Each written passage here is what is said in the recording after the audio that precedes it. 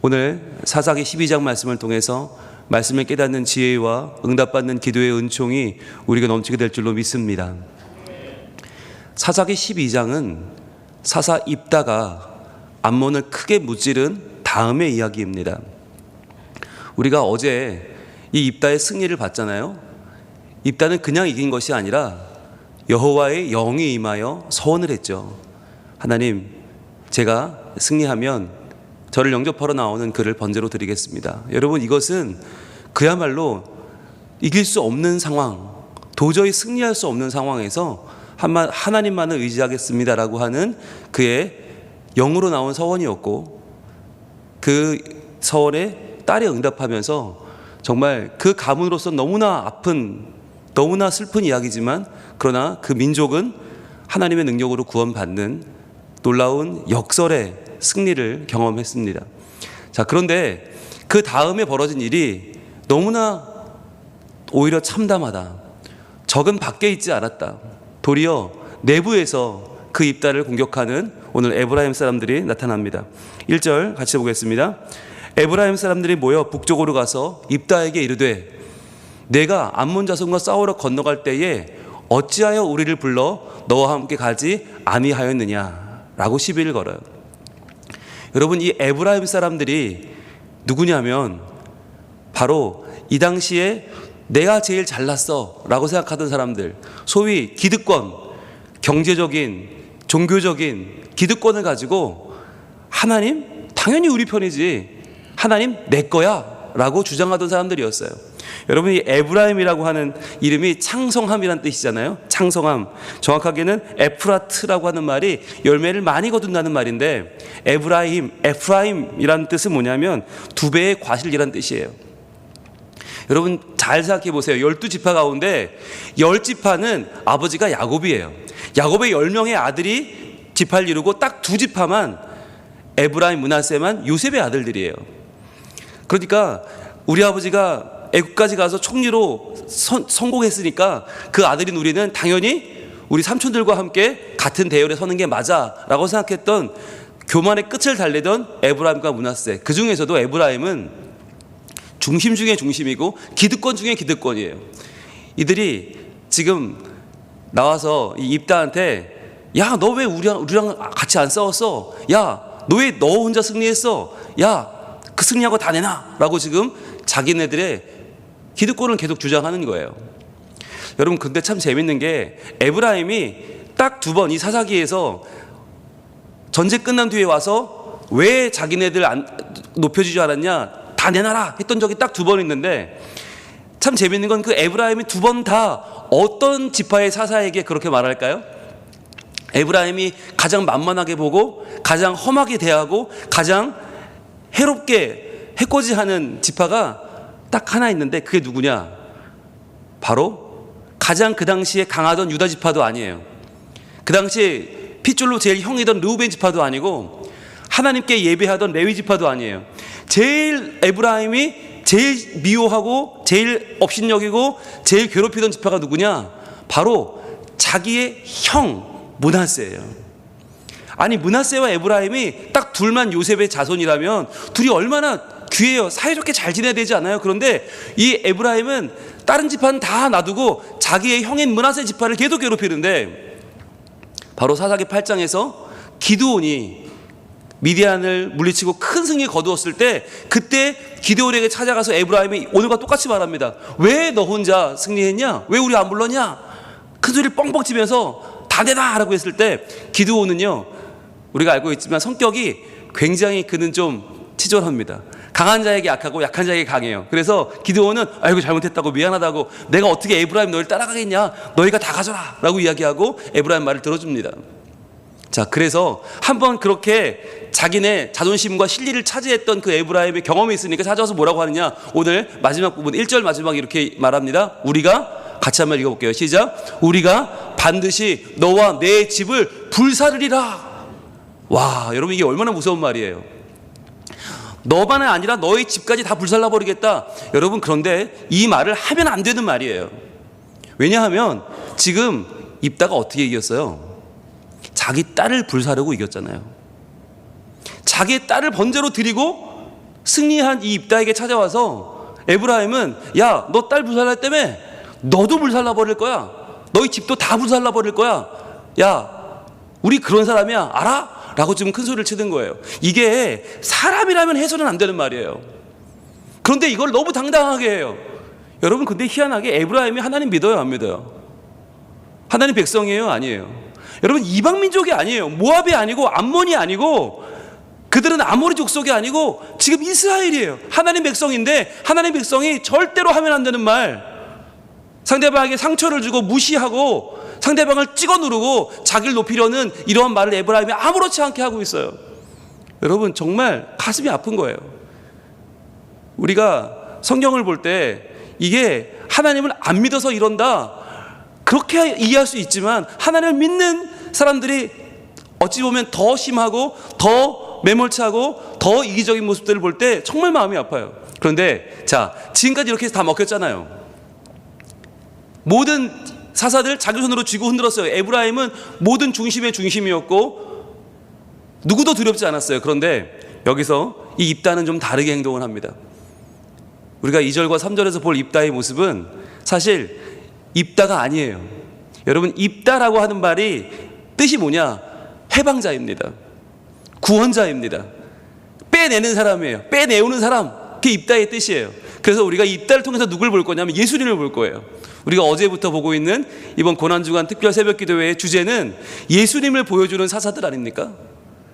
과연 입다를 통해서 과연 이 당시에 기득권을 주장하던, 정말 하나님을 믿는다고 하면서도 이중적으로 자기의 배를 채우고 남을 찍어 누르고 폭력을 가하던 이 에브라임 지파에게 과연 입다는 어떻게 하는지 2절 보겠습니다. 2절. 입다가 그들에게 이르되 나와 내 백성이 암몬 자손과 크게 싸울 때에 내가 너희를 부르되 너희가 나를 그들의 손에서 구원하지 아니한 고로. 자, 누가 싸웠어요? 나와 내 백성이 싸웠어요. 너희 안 싸웠잖아. 너희 싸운 적 없잖아. 너희 열심히 싸울 때 그냥 구경만 했잖아 라고 하는 거죠. 자, 크게 싸울 때에 이건 아무도 모를 수 없어요. 어떻게 몰라? 어떻게 몰라? 게다가 제일 중요한 말, 내가 너희를 부르되. 부르되 동그라미 해보세요. 부르되. 이 부르되가 뭐냐면, 여러분, 이 사람을 이렇게 이제 와볼래 부르는 게 아니에요. 이 부르되가 여러분, 우리가 아는 말 중에 제일 심한 말은 카라잖아요. 카라. 부르짖는 거. 주야! 부르짖는 게 카라거든요. 그런데 이 카라보다 한 급 위, 여기서 부른다는 말은 뭐냐면 자크예요. 자크. 이 자크가 뭐냐면, 출애굽 당시에, 출애굽 사건이 있기 전에 이스라엘 백성이 애굽에서 종살이하며 400년 동안 종살이하고 괴로워할 때 하나님께 부르짖었던 그 부르짖음이 자크예요. 그 자크가 하나님께 닿아서 하나님이 응답하신 게 모세고 출애굽이잖아요. 그런데 지금 바로 입다가 이 아몬과 싸울 때 에브라임에게 했던 게 자크라는 거예요. 제발 좀 도와줘. 우리 이러다 다 죽어. 우리 이러다 큰일 나. 너희 힘 있잖아. 왔으면 도와줘. 계속 얘기한 게, 요청한 게 자크예요. 그런데 불렀지만 어떻게 했어요? 너희가 나를 그들의 손에서 구원하지 아니한 고로. 쳐다도 안 봤단 말이에요. 에브라임이 너 잘 싸워봐. 야, 너 입다라며 사사라며 한번 해봐. 야, 어떻게? 므낫세 지파에서, 우리 형 지파에서 이렇게 2명씩 사사가 나와? 미친 거 아니야? 우리가 다 해먹어야 되는데 저것들은 뭐지? 구경만 한 거예요. 그래, 싸우다 죽으면 다행이고, 그래, 이기면 가서 우리가 엎으면 되고, 싸워봐. 이렇게 그들이 강짜를 놨던 그 사건을 말하는 거죠. 그래서 3절입니다. 입다는 가만히 있지 않습니다. 나는 너희가 도와주지 아니하는 것을 보고, 그래, 너희 안 도와줘? 어떻게 했을까요? 내 목숨을 돌보지 아니하고 건너가서 암몬 자손을 쳤더니. 여러분, 이 말이 얼마나 아픈 말입니까? 여러분, 한 밑줄 거 보세요. 내 목숨을 돌보지 아니하고. 내 목숨만 안 돌봤어요? 아니요, 다른 사람의 목숨도 돌보지 않았습니다. 심지어는 누가 될지 모르지만 나를 영접하는 그 사람까지도 하나님께 바치는 마음으로 그렇게 싸웠어요. 여러분, 영접을 누가 합니까? 적들이 합니까? 미운 사람이 합니까? 아니요, 우리 편이잖아요. 분명히 우리 가족 중에 누가 나올 텐데 그 한 명의 사람을 희생해서라도 나는 이 전쟁을 승리해야 된다고 하는 책임감을 가지고 나갔던 바로 그 입다의 마음을 보여주는 거 아니에요? 그게 누구든, 그게 내 딸이라도 나는 아끼지 않겠습니다. 그러니 하나님, 이 전쟁 반드시 도와주세요 라고 싸웠던 전쟁이라는 거예요. 그렇게 건너가서 암몬 자손을 쳤더니 그랬더니 어떻게 해요? 여호와께서 동그라미 하세요. 응답하신 거예요. 여호와께서 그들을 내 손에 넘겨주셨거늘 하나님이 하셨어요. 여러분, 이 입다가 아무리 날고 기는 재주가 있어도 암몬을 이길 수 없어요. 이거 이스라엘의 100점 100배 할 수밖에 없는데 하나님만 의지하고 싸웠더니 하나님이 도와주셨는데, 그런데 너희가 어찌하여, 너희가 뭐라고 말이야, 오늘 내게 올라와서 나와 더불어 싸우고자 하느냐 하니라. 분홍색을 띄시고 여기 한번 여러분 쭉 밑줄 쳐보세요. 너희가 어찌하여 오늘 내게 올라와서 나와 더불어 싸우고자 하느냐. 여러분, 이게 왜 중요합니까? 에브라임은 뭐가 지금 중심이에요? 그들의 행위가 지금 뭐가 가장 중심입니까? 싸우자는 거예요. 싸우자. 왜 싸우자고 그래요? 내가 이길 것 같으니까, 내가 더 세니까. 너 같은 거 별거 아니야. 네가 사사야. 웃기지 마. 하나님 너와 함께 하셔. 웃기지 마. 야, 너 그래봐야 므낫세 지파잖아. 너 그래봐야 길앗 시골 촌뜨기 아니야. 야, 기드온이나 너나 뭐가 달라. 내가 너를 철저하게 밟아버리고 우리가 다시 높아질 거야. 그러니까 너는 찌그러져 있어. 이게 에브라임 지파의 자세였어요. 이게 누구의 자세였냐? 바로 예수님 당시의 종교 지도자들, 바로 그 당시에 대제사장 서기관들의 자세와 똑같았어요. 대제사장 서기관들도요, 하나님을 믿는다고 제사 지낸다고 하지만, 말씀을 다룬다고 하지만, 여러분, 그들은 철저하게 자기 중심으로 율법을 해석했고, 철저하게 자기 욕심을 위해 살았고, 자기를 숭배했던 사람들, 철저한 종교적인 위선자들이었어요.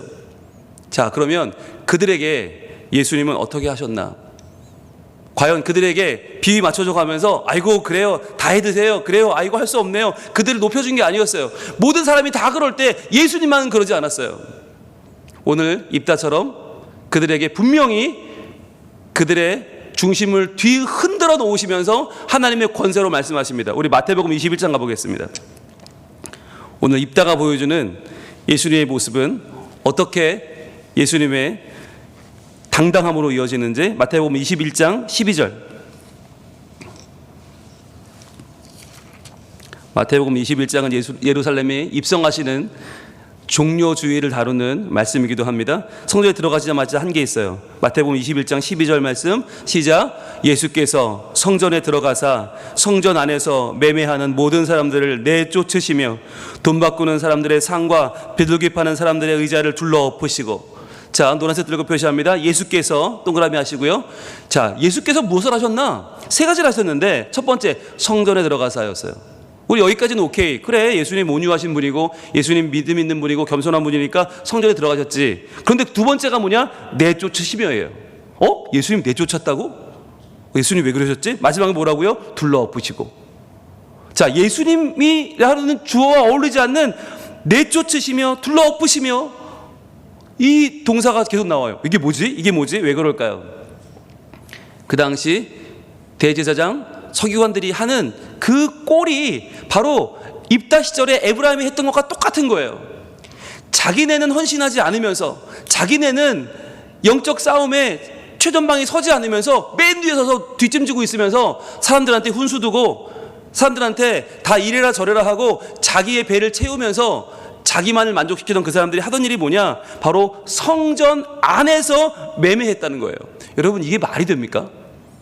성전 안에서 어떻게 매매를 해요? 자, 그런데 여러분, 이 당시에 이걸 잘 이해하셔야 되는데, 이들의 명분은 뭐였냐면, 야, 헤롯 대왕이 성전을 개축했잖아, 다시 지었잖아, 그지? 자, 그 중에서 원래 성전이었던 자리는 요만큼밖에 안 돼요. 그러니까 헤롯의 주장은 뭐냐? 이들의 주장은 뭐냐? 대제사장 서기관들은 원래 여기만 성전이야. 이만큼 이 헤롯이 개축한 부분, 여기 이 이방인의 뜰, 여인의 뜰, 여기는 성전이 아니야. 그러니까 여기서는 아무리 장사해도 문제 없어. 그리고 다 장사를 시킨 거예요. 그렇게 장사해서 번 돈으로 자기들의 배를 채운 거죠. 말도 안 되는 거죠. 여러분, 성전이 이만큼 있었는데 이만큼을 증개축을 했으면 어떻게 해요? 여기까지 성전 아니에요. 그런데 우기는 거예요. 야, 이거 성전 아니야. 성전 아니다. 여기까지만 성전이다. 자, 이만큼은 장사해도 되고 이만큼 모두 다 해도 돼. 걱정하지 마. 라고 그들은 자기들 마음대로 율법을 해석하면서 돈도 바꿔주고 비둘기도 팔고 여기서 마음껏 한 거예요. 그러니까 사람들이 멀리서 열심히 가져오는 자기의 양, 자기의 소, 자기의 비둘기 여기 오면요 다 퇴짜나요. 이건 안 되고 저건 안 되고 이래서 안 되고 저래서 안 되고 자기들의 기준, 자기들의 율법으로 다 퇴짜 맞고 결국은 이 사람들한테 새로 사야 되는데 새로 사다 보니까 값이 몇 배로 뛰어요? 1.5배, 2배, 3배 뛰는 거예요. 여러분 이 당시에 몇 명이나 찾아와서 예배를 드렸을까? 6월절에 역사가 요세푸스라는 사람이 조금 뻥은 있지만 그 사람의 기록에 의하면 26만 명이 올라왔다는 거예요. 한 6월절에 26만 명. 그래서 많은 학자들이 요세푸스가 너무 뻥이 심하니까 옛날 사람들 다 그랬잖아요. 다 빼고 2만 명만 치자. 자, 그럼 2만 명만 해도 그 2만 마리의 양과 소와 비둘기에 프리미엄을 붙이면 보통 1.5배에서 2배 붙이니까 이게 말도 안 되는 금액인 거예요. 여러분 이게 어마어마한 돈이고 이 돈을 대제사장 서기관들이 성전 안에서 매매하니까 다 자기가 먹는 거예요. 이걸 놓칠 수가 없는 거예요. 여러분 게다가 여기서 돈 바꾸는 사람들 밑줄 한번 그어보세요. 돈 바꾸는 사람들 이게 명분은 뭐냐면 야 니들이 밖에서 쓰는 돈은 그거 가이사의 것이잖아. 그거 가이사한테 줘야 돼. 야 하나님한테는 그 돈 바치면 안 돼. 가이사 있잖아. 이거 봐 안 돼 안 돼. 그러니까 너는 이거 돈 바꿔야 돼. 우리가 바꿔줄게. 거룩한 돈으로 바꿔줄게. 그런데 여러분 그게 거룩한 돈이었을까요? 예루살렘에서 제조한 돈이 아니었습니다. 그들이 바꿔준 성전 돈은 성전세를 내는 반세계를 내는 그 돈은 무슨 돈이냐? 이게 두로의 동전이에요. 두로. 아시는 것처럼 두로는 이스라엘 북방의 이방 민족입니다. 왜 두로의 돈을 썼을까요? 성전에서 왜 유대인의 돈을 쓰지 않고 로마인 돈 쓰지 않고 왜 두로의 돈을 썼을까요? 왜냐하면 거기에 제일 은이 많이 들었어요. 그러니까 똑같은 동전인데 이 예루살렘에서 나오는 동전에는 은이 없어요. 가난하니까 뭐 은이 어디 있어요. 그런데 두로는 워낙 부자였기 때문에 그 동전 안에 은이 많이 들었어. 그러니까 성전에서 그 두로의 동전을 쓴 거예요. 근데 문제는 뭐냐면 그 두로의 동전에 뭐가 그려져 있냐? 두로의 이방 신인 메카르트가 그려져 있어요. 그러니까 성전 안에서 이방의 신이 얼굴 딱 붙어있는 그 동전으로 마음껏 주고받으면서 그렇게 이게 하나님의 돈입니다 라고 사람들을 속이고 자기의 배를 채운 거예요. 결국은 은 함유량이 높아서 이걸 쓰는데 이방신의 모습을 쓰면서도 그들은 명분은 거룩한 돈으로 바꿔줄 테니까 갖고 와라. 그러면서 역시 1.5배, 2배의 폭리를 취하는 거죠. 그런데 그랬던 그들을 어떻게 했어요? 예수님이 처음입니다.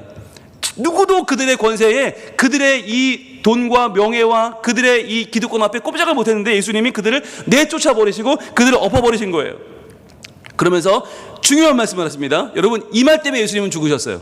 뭐냐? 13절입니다. 같이 읽습니다. 시작. 그들에게 이르시되 기록된 바 내 집은 기도하는 집이라 일컬음을 받으라 하였거늘 너희는 강도의 소굴을 만드는도다 하시니라. 여러분 이 말 중에 제일 중요한 말이 뭘까요? 바로 내 집은 기도하는 집이라 이건데 여기서 중요한 말이 뭐예요? 내 집이에요. 내 집. 여러분 성전을 내 집이다라고 말할 수 있는 사람이 과연 있을까요? 거기서 매일 제사하는 대제사장은 내 집이라고 해도 돼요? 아니요, 맞아 죽어요. 그럼 매일 출근하는 서기관들은요, 내 집 아니죠. 어이구 이거 하나님의 집이죠. 그런데 예수님 뭐라고 하세요? 내 집이라고 하십니다. 여러분 이게 가장 이스라엘 역사상 모든 종교 역사상 가장 큰 일이었어요. 어디 나사렛 모수의 아들이 저 시골 촌뜨기가 성전을 내 집이라고 하느냐. 다 같이 일어나서 죽이자. 여러분 왜 예수님 죽으셨어요? 성전의 주인이 나타났기 때문이에요. 지금까지는 에브라임 지파처럼 이 대제사장 서기관들이 자기가 주인 노릇했어요. 말은 안 했지만 성전 내 거지. 내가 돈벌이 하는데 야 이거 얼마나 좋은 돈벌이지 몰라. 다들 찾아와서 우리한테 돈을 갖다 줘. 그리고는 우리가 파는 거 아무리 율법으로 퇴짜 놔도 찝소리 못하고 다 2배 3배 돈 주고 우리 거 사. 야 하나님이라는 이름 되게 좋네. 하나님 팔면 정말 장사 잘 된다. 그리고 그들이 거기를 꽉 쥐고 자기의 배를 채웠던 거죠. 그런데 거기에 누가 나타났어요? 내 집이야. 어디 강도의 소굴을 만들어. 이건 내 집이야. 주인이 나타난 거예요. 그 성전의 참 주인이신 참 하나님이신 예수님이 나타나신 거예요. 그래서 그 모든 지금까지 주인 노릇하던 자들 다 내쫓아버렸어요. 자 여러분 그런데 여기에 정말 놀라운 일이 벌어집니다. 가짜 주인들이 도망간 그 자리에 진짜 백성이 들어오기 시작합니다. 그들이 막았던, 절대 안 돼, 절대 안 돼 막았던 자들이 들어오기 시작하는데 그게 14절입니다. 같이 읽습니다. 시작. 맹인과 저는 자들이 성전에서 예수께 나아오매 고쳐주시니. 자, 맹인들 동그라미 해보시고요. 맹인은 원래 성전에 못 들어옵니다. 부정한 자입니다. 안 됩니다. 그런데 예수님이 그 성전에서 장사하는 자들, 돈 바꾸는 자들 내보내신 뒤에 그들이 내 집이래. 야, 이거 예수님 집이래. 성전이 예수님 집이었어? 이거 진짜 하나님 집 맞네? 더 제사장장, 더 서기관, 저들의 집이 아니라 하나님 집이래. 그럼 내가 가야지. 그리고 들어오기 시작한 거예요. 맹인들이 들어와요. 여러분, 저는 자들이 들어오기 시작했어요. 동그라미 해보세요. 맹인과 저진 자 누굽니까? 그게 우리인 거예요. 우리가 하나님을 못 봤어요. 눈이 가려져서 하나님 보지 못하던 우리가, 맹인인 우리가 눈을 열어 하나님 예수님 보게 되었어요. 왜? 내 집이라 선언하시는 주님을 보고 그 성전으로 나아간 것입니다. 그리고 우리가 저는 자들입니다.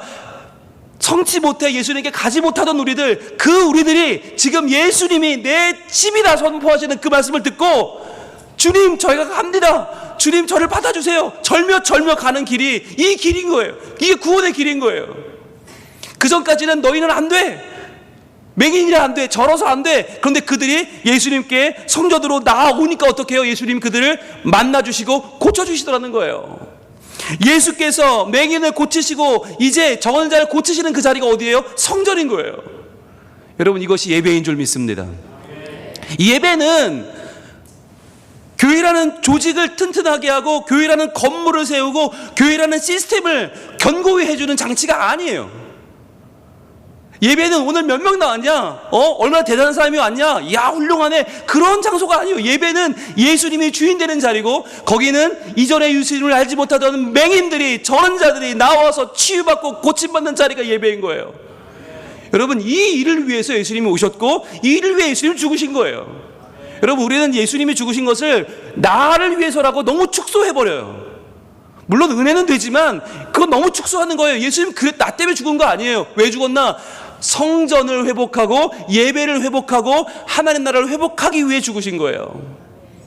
온전한 하나님의 정의가 하나님 나라에 세워지는 그것을 보시고 오늘 이 마태복음 21장의 사건을 하시고 예수님 죽으신 거예요. 자, 그런데 그 놀라운 자리에서 이 뉴 에브라임들, 이 대제사장들, 서기관들 뭐라고 하는지 보세요. 15절입니다. 대제사장들과 서기관들이 예수께서 하시는 이상한 일과, 야, 이거 이상하네, 왜 저런 이상한 일을 하지? 이해를 못하는 거예요. 또 성전에서 소리질러 호산나 다윗의 자손이여 하는 어린이들을 보고 노하여, 야, 말도 안 돼. 어디 성전에서 이따위 짓을 해? 어디 저는 자들, 맹인들 저거 뭐야, 내쫓아, 저들을 고쳐줘? 되게 이상한 사람이네. 그리고 아이들은 옆에 소리질러요. 호산나 다윗의 자손, 우리를 구원하소서. 그 말 듣고 너무 노해버린 거예요. 누가, 이 사람이 누군데 다윗의 자손이야?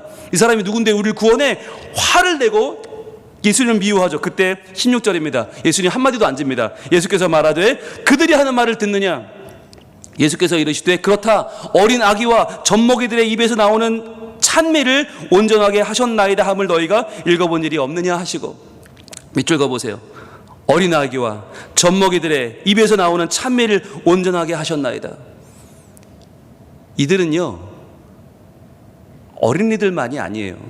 모든 일반 백성들은 이 대제사장, 서기관들이 보기에는 말씀도 모르고 하나님도 모르는 무지렁이들이었어요. 그러니까 그들은 마치 말도 못하는 어린 아기 같았고, 마치 옹알이 하는 아이들, 알아들을 수 없는 말을 하는 그런, 찬양할 수 없는, 하나님을 높일 수 없는 사람들이라고 무시했어요. 그런데 예수님은 그들의 찬미를 높여주시면서 봐라, 어린 아이들이 노래할 것이다. 봐라, 저 젖먹이들의 입에서 하나님을 찬양할 것이다.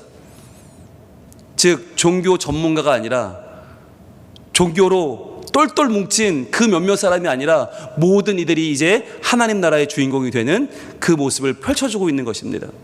여러분, 우리는 맹인이고 저는 자고 어린 아이들을, 말하지 못하는 자들, 젖먹이들이었어요. 우리는 하나님을 몰랐고 하나님께 갈 줄도 몰랐어요. 그런데 이제 예수님께서 이 고난주간에 이제 성전을 정화하시면서 하나님 나라를 다시금 우리에게 만들어 주시는 거예요. 이건 몇몇 사람의 전유물이 아니다. 이건 몇몇 종교 귀족들이 자기네 노름하는 곳이 아니라 여기는 모든 이들이 함께 나와서 고침받는 곳이고 회복되는 곳이고 그들의 찬미를 하나님이 받아주시는, 그들의 신앙을 온전케 하시는 자리다라고 예수님은 선포하신 것입니다.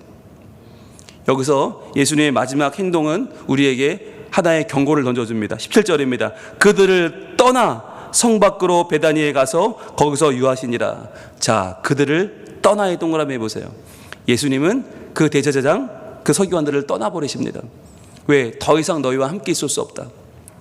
여러분, 오늘 이 고난주간 두 번째 날 저희도 우리를 돌아보기 원합니다. 과연 나는 어떻게 신앙생활을 하고 있는가?